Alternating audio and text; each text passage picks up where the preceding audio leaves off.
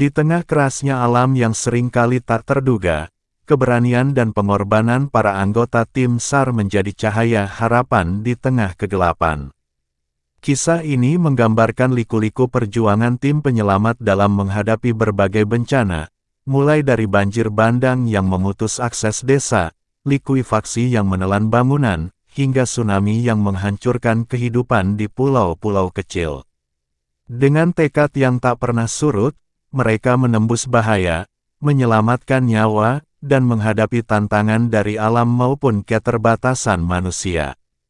Melalui perjalanan di medan berat, seperti menyeberangi sungai deras dengan jembatan darurat, menggali korban di bawah lumpur, hingga mengevakuasi warga dari terowongan tambang yang hampir runtuh, cerita ini menunjukkan bahwa tugas seorang penyelamat tidak hanya melibatkan keberanian, tetapi juga kepekaan dan dedikasi yang luar biasa. Tidak hanya mengisahkan aksi heroik, cerita ini juga memancarkan emosi mendalam, seperti air mata seorang ibu yang memeluk anaknya setelah berhasil diselamatkan, atau rasa syukur seorang pendaki yang kembali dari ambang maut. Cerita ini adalah penghormatan kepada mereka yang tak kenal lelah bekerja di garis depan, melawan waktu dan keadaan untuk memberikan secercah harapan bagi yang membutuhkan. Di balik semua halangan yang nyaris merenggut nyawa mereka sendiri, tim SAR tetap berdiri sebagai simbol ketangguhan dan kemanusiaan yang tak tergoyahkan. Gempa bumi berkekuatan 7,8 skala Richter mengguncang daerah pesisir kota Palu pada Jumat malam, tanggal 28 September tahun 2018. Dalam sekejap, kehidupan warga berubah total. Rumah-rumah hancur, jalanan retak, dan listrik padam. Di antara kehancuran itu, tsunami setinggi 5 meter menyapu bersih kawasan pantai, meninggalkan ribuan orang terjebak di bawah reruntuhan. Bencana ini menjadi salah satu tragedi terbesar yang melanda negeri. Tim SAR gabungan dari berbagai daerah segera dikerahkan ke lokasi. Salah satu tim yang bertugas adalah Tim SAR Palang Merah Indonesia, PMI, dipimpin oleh Pak Rizal, seorang pria 45 tahun yang telah mengabdikan dirinya lebih dari 2 dekade di bidang kemanusiaan.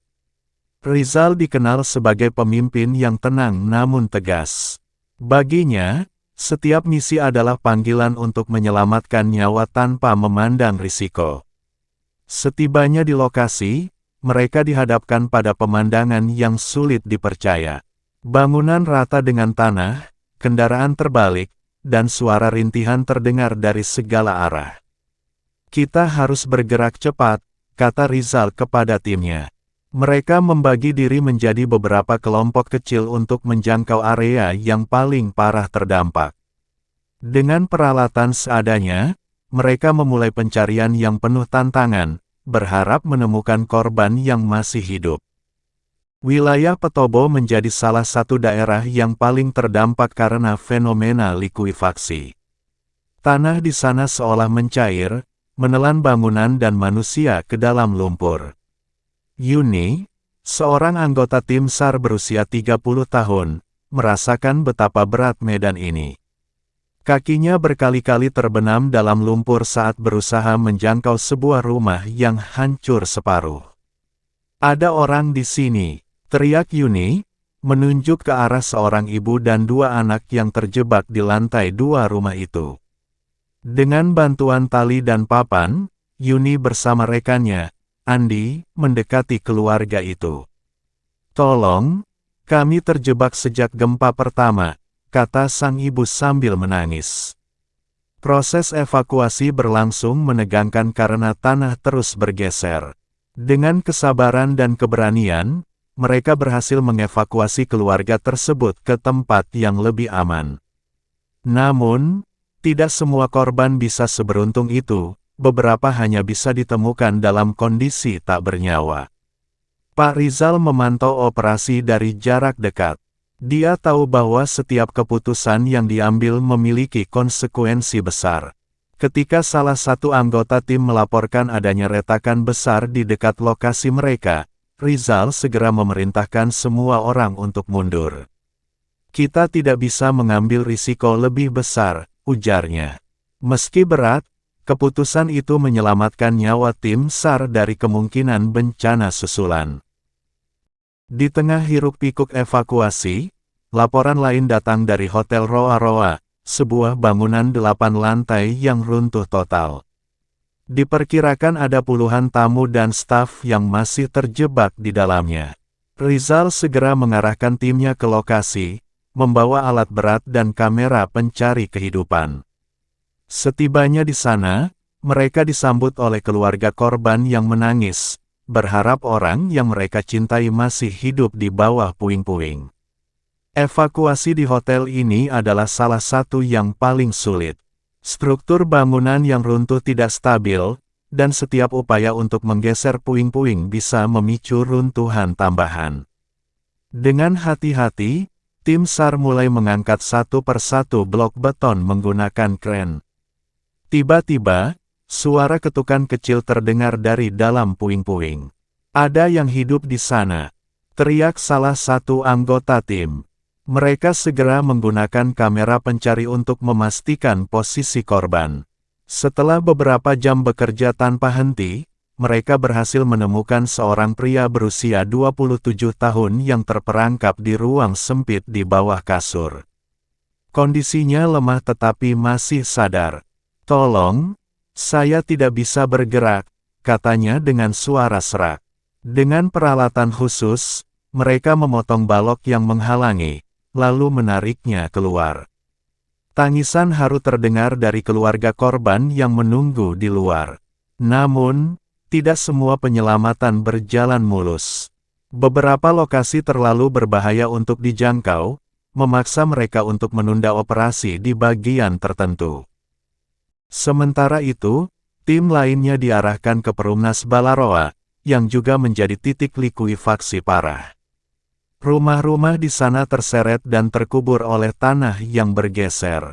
Di antara reruntuhan, seorang anak laki-laki bernama Adi, berusia 10 tahun, ditemukan berdiri di atas puing-puing sambil memanggil ibunya. "Bu, di mana ibu?" Tangisnya membuat tim SAR tergerak. Mereka mendekati Adi dan bertanya, "Kamu tahu di mana terakhir melihat ibumu?" Adi menunjukkan sebuah rumah yang kini hampir sepenuhnya terkubur. Tim SAR segera memulai pencarian, menggali menggunakan tangan dan sekop kecil untuk menghindari merusak struktur di bawahnya. Selama proses itu, hujan mulai turun, membuat tanah semakin licin dan berbahaya.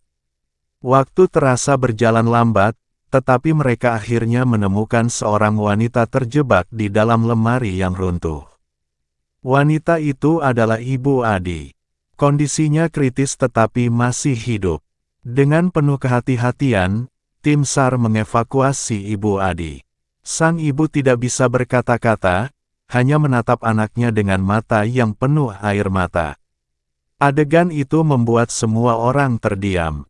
Di balik kelelahan fisik dan mental, momen seperti ini menjadi pengingat bagi tim SAR bahwa kerja keras mereka membawa harapan bagi banyak orang. Namun, perjuangan belum selesai. Masih banyak korban yang menunggu untuk diselamatkan, sementara waktu terus berkejaran dengan ancaman cuaca buruk.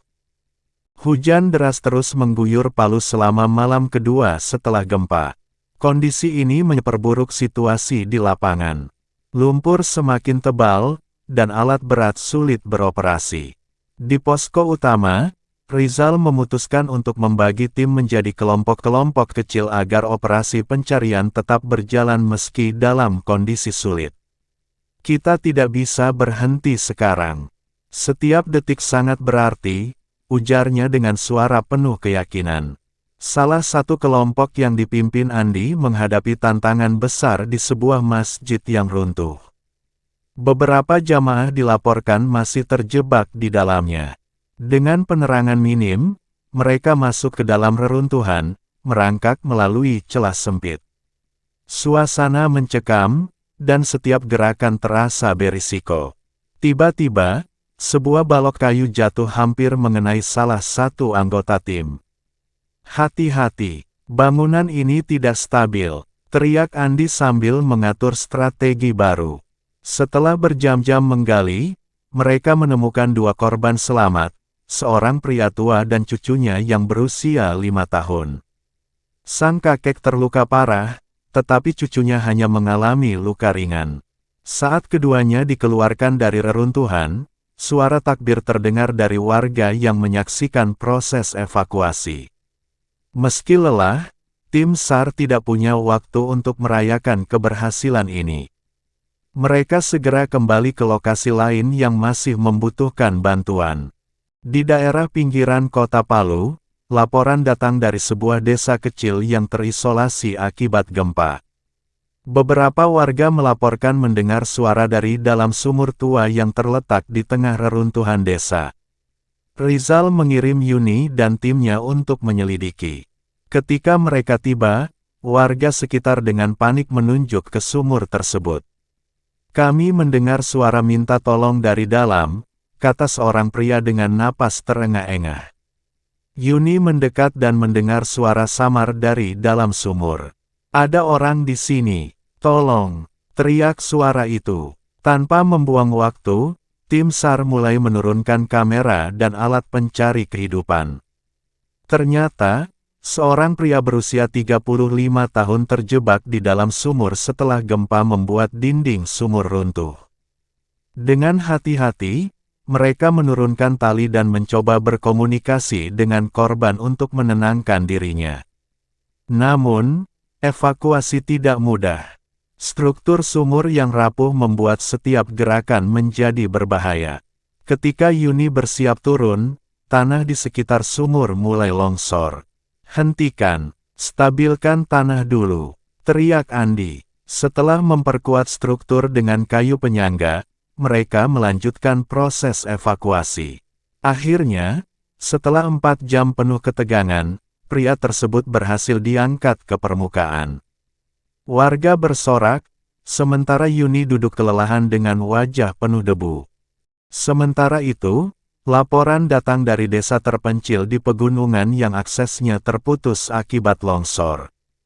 Rizal tahu bahwa mengirim tim ke sana berarti mempertaruhkan nyawa mereka, tetapi tidak ada pilihan lain. Dengan bantuan helikopter, tim kecil yang dipimpin langsung oleh Rizal diterbangkan ke desa tersebut. Dari udara, kehancuran terlihat jelas, rumah-rumah hancur, dan jalan-jalan terputus oleh tanah longsor. Setibanya di lokasi, mereka menemukan puluhan warga yang masih bertahan di tenda darurat. Banyak yang terluka, dan sebagian besar kehabisan makanan dan air. Rizal segera membagi tugas, sebagian tim memberikan bantuan medis, sementara yang lain mulai mencari korban yang terjebak. Di salah satu rumah yang hampir terkubur, mereka menemukan seorang ibu dan bayinya yang baru lahir. Sang ibu terjebak selama lebih dari 48 jam tanpa makanan atau air. Dengan hati-hati, Rizal dan timnya membawa ibu dan bayi itu keluar dari reruntuhan.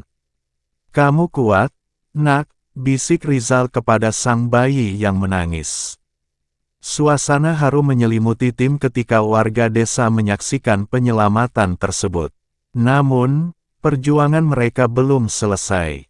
Malam tiba, dan tanpa penerangan yang memadai, mereka harus bertahan dengan kondisi yang semakin dingin dan medan yang berbahaya. Di wilayah lain, tim SAR mendapat laporan adanya korban terjebak di sebuah pabrik kimia yang runtuh. Lokasi ini menjadi tantangan besar karena ancaman kebocoran gas beracun. Rizal memilih Andi untuk memimpin tim kecil menuju lokasi tersebut dengan menggunakan perlengkapan pelindung khusus. Sesampainya di sana, bau gas langsung terasa, memaksa mereka bekerja lebih cepat untuk menghindari paparan. Di dalam pabrik, mereka menemukan 2 pekerja yang masih hidup tetapi terjebak di bawah reruntuhan mesin berat. Dengan alat pemotong logam, Andi dan timnya mencoba mengeluarkan mereka. Namun, proses ini memakan waktu karena setiap pemotongan harus dilakukan dengan sangat hati-hati agar tidak memicu ledakan. Salah satu korban mulai kehilangan kesadaran, membuat situasi semakin genting. Akhirnya, Setelah hampir 5 jam, kedua korban berhasil dievakuasi dan dibawa ke tempat aman. Namun, Andi dan timnya menunjukkan tanda-tanda kelelahan ekstrim akibat paparan gas. Mereka segera dievakuasi untuk mendapatkan perawatan. "Kalian luar biasa," kata Rizal saat menemui mereka di posko medis. Meski selamat, kejadian ini menjadi pengingat betapa beratnya risiko yang dihadapi oleh setiap anggota tim SAR dalam misi mereka. Laporan baru datang dari wilayah pesisir, di mana sebagian area berubah menjadi rawa setelah likuifaksi. Sejumlah warga dilaporkan hilang, diduga terseret dan terkubur lumpur yang menyelimuti daerah itu. Rizal memutuskan untuk mengirim tim khusus yang dilengkapi dengan alat pendeteksi kehidupan. Di tengah rawa, lumpur membuat setiap langkah menjadi sulit. Banyak anggota tim harus menggunakan tali pengaman untuk menjaga keseimbangan mereka. Di lokasi tersebut, seorang wanita tua ditemukan terjebak di dalam reruntuhan rumahnya. Hanya kepala dan bahunya yang terlihat di permukaan lumpur.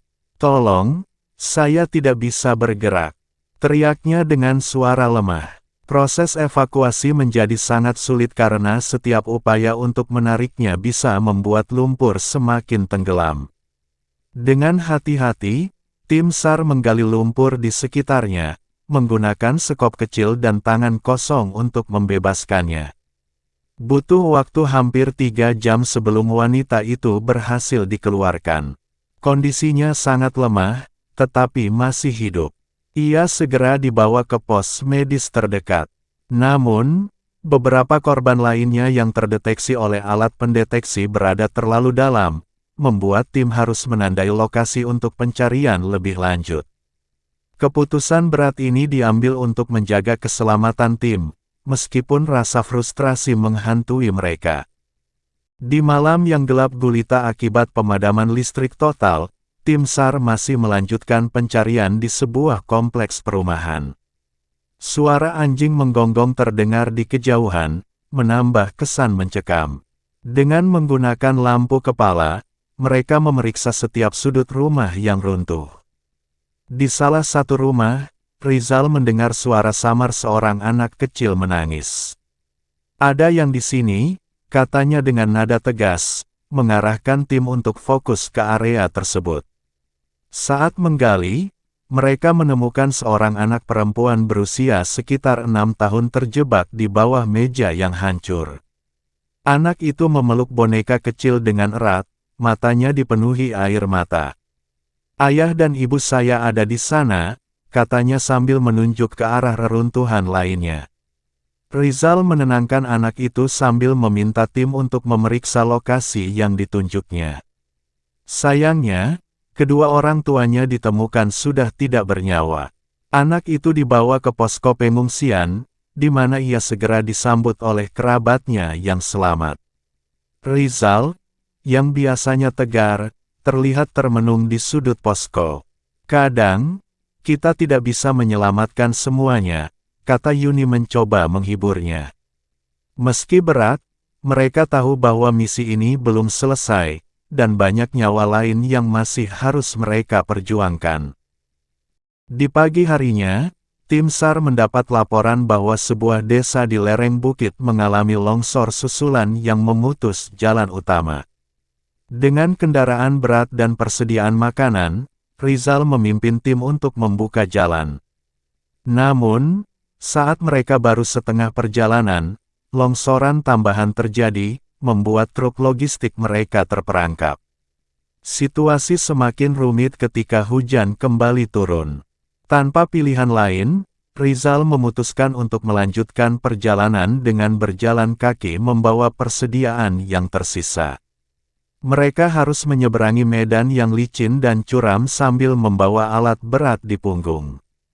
Perjalanan ini memakan waktu hampir 5 jam, tetapi akhirnya mereka tiba di desa tersebut. Para warga yang terjebak langsung menyambut mereka dengan isak haru. Di desa itu, seorang wanita hamil membutuhkan evakuasi segera karena komplikasi medis. Dengan improvisasi, Tim SAR membuat tandu darurat untuk membawanya turun dari bukit. Perjalanan kembali ke posko medis menjadi ujian ketahanan fisik dan mental, tetapi akhirnya wanita tersebut berhasil mendapatkan perawatan tepat waktu. Meskipun kelelahan, keberhasilan ini menjadi suntikan semangat bagi seluruh tim. Di salah satu wilayah yang terdampak banjir bandang, tim SAR mendapatkan laporan bahwa sebuah desa terisolasi karena jembatan gantung satu-satunya telah runtuh. Untuk mencapai lokasi, mereka harus menyeberangi sungai yang arusnya sangat deras. Rizal memimpin tim kecil, membawa peralatan darurat untuk membangun jembatan sementara. Suara derasnya air sungai menambah ketegangan, sementara hujan gerimis terus mengguyur. Dengan menggunakan tali temali dan alat penyeberangan darurat, mereka perlahan menyeberangi sungai. Namun, di tengah perjalanan, salah satu anggota, Andika, tergelincir dan hampir terbawa arus. Rizal dengan sigap menangkap tali pengamannya dan menarik Andika kembali. "Kita tidak bisa gagal di sini," tegas Rizal, menyemangati tim yang mulai kelelahan. Mereka akhirnya berhasil membangun jembatan darurat, memungkinkan warga untuk menyeberang satu persatu. Di seberang sungai, mereka menemukan seorang pria tua yang kondisinya sangat lemah karena terjebak tanpa makanan selama 3 hari. Proses membawa pria tersebut kembali melintasi jembatan darurat menjadi tantangan besar karena getaran membuat struktur jembatan tidak stabil. Namun, dengan kerjasama yang solid, mereka berhasil menyelamatkan pria itu dan membawanya ke tempat aman. Sementara itu, laporan baru datang dari desa yang sebagian besar tertutup lumpur akibat likuifaksi. Penduduk setempat mendengar suara minta tolong dari arah sebuah sekolah yang sebagian besar bangunannya sudah amblas. Tim SAR segera bergerak menuju lokasi dengan menggunakan alat berat untuk menggali lumpur. Di tengah proses tersebut, mereka menemukan sisa-sisa ruang kelas yang tertutup lumpur hingga setengah dinding. Ketika menggali lebih dalam, mereka menemukan 3 orang anak yang terjebak di dalam ruang kelas itu. Anak-anak tersebut berhasil bertahan dengan meminum air hujan yang mengalir melalui celah-celah dinding.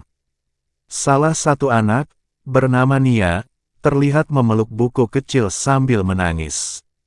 "Ini buku doa ibu saya," katanya dengan suara lirih, membuat semua anggota tim terdiam sejenak. Namun, bahaya belum selesai. Lumpur terus bergerak akibat getaran kecil yang dirasakan di sekitar lokasi. Rizal memerintahkan evakuasi segera. Anak-anak tersebut diangkat satu persatu dengan tali pengaman, sementara tim berjuang melawan waktu. Saat anak terakhir berhasil diangkat, dinding yang tersisa runtuh, hampir mengenai salah satu anggota tim. Beruntung, mereka semua berhasil keluar dengan selamat. Di area tambang yang ambruk, laporan menyebutkan bahwa belasan pekerja masih terjebak di dalam terowongan. Tim SAR harus bekerja dengan cepat karena oksigen di dalam terowongan semakin menipis. Dengan peralatan khusus, mereka memasuki terowongan yang gelap dan pengap, hanya diterangi lampu kepala mereka. Setiap langkah terasa berat karena tanah di sekitarnya rawan longsor. Di dalam terowongan, mereka menemukan 5 pekerja yang masih bertahan di satu ruangan kecil. Para pekerja tampak kelelahan, beberapa di antaranya mulai menunjukkan tanda-tanda sesak napas. Yuni mencoba menenangkan mereka sambil memberikan oksigen darurat. Sementara itu, Rizal dan Andi memimpin tim untuk membuka jalur evakuasi dengan menggunakan alat berat. Proses evakuasi memakan waktu hampir 6 jam. Ketika mereka berhasil membawa para pekerja keluar, terowongan tersebut akhirnya runtuh sepenuhnya, membuat semua orang yang selamat merasakan kelegaan luar biasa. Salah satu pekerja memeluk Rizal sambil menangis. "Kami pikir tidak ada yang akan datang," katanya dengan suara gemetar. Rizal hanya tersenyum tipis, meski dalam hatinya ia merasa lelah dan emosional. Di salah satu pulau kecil yang terdampak tsunami, laporan menyebutkan bahwa ratusan warga terjebak tanpa akses keluar. Gelombang tinggi dan badai membuat bantuan sulit tiba. Tim SAR dikirim menggunakan helikopter, namun cuaca ekstrim memaksa mereka mendarat di pantai yang tidak stabil. Rizal dan tim harus bergerak cepat, mengumpulkan warga ke titik aman sambil memastikan mereka mendapatkan makanan dan air bersih. Di desa itu, seorang ibu menangis meminta bantuan untuk menyelamatkan anaknya yang terjebak di dalam rumah. Rumah tersebut sebagian besar sudah roboh, dengan reruntuhan yang terus bergeser karena tanah di sekitar menjadi rapuh. Yuni memimpin evakuasi anak tersebut, merangkak masuk melalui celah kecil sambil membawa oksigen darurat. Setelah 30 menit yang terasa seperti seumur hidup, anak itu berhasil dikeluarkan dengan selamat. Sementara itu, tim SAR lainnya mendirikan posko darurat di bukit terdekat untuk mengantisipasi gelombang susulan. Malam itu, Rizal berdiskusi dengan timnya, merencanakan cara terbaik untuk mengevakuasi seluruh penduduk ke pulau utama. Dengan perahu kecil dan helikopter yang datang bergantian, proses evakuasi dilakukan perlahan. Meski memakan waktu hampir 2 hari, seluruh warga berhasil dievakuasi tanpa korban jiwa tambahan. Misi demi misi yang dilalui oleh Rizal dan tim SAR adalah bukti nyata bahwa keberanian, kerja keras, dan semangat kemanusiaan mampu menembus segala rintangan. Dalam setiap bencana yang mereka hadapi, mereka bukan hanya menyelamatkan nyawa, tetapi juga membangun harapan bagi mereka yang kehilangan segalanya. Meski setiap langkah penuh risiko, mereka terus maju dengan tekad yang tidak pernah goyah. Kisah ini adalah penghormatan untuk mereka yang berada di garis depan, menghadapi bahaya demi menjaga hidup orang lain. Tim SAR adalah bukti bahwa di tengah segala kesulitan, kemanusiaan selalu menemukan cara untuk bersinar.